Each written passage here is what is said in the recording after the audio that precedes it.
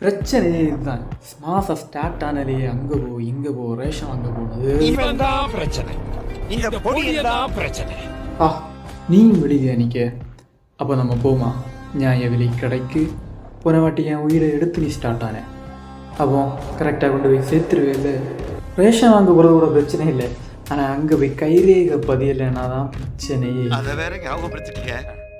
நெஞ்சமெல்லாம் பொண்ணு அறக்கு தம்பி. இதுதான் நம்மளுக்கு ரேஷன் கடை நியாய விலை கடை.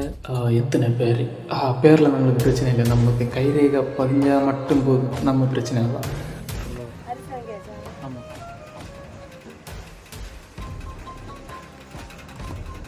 ஆமாம்.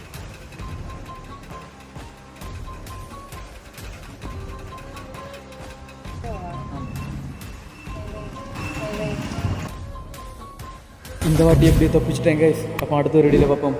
பாய்.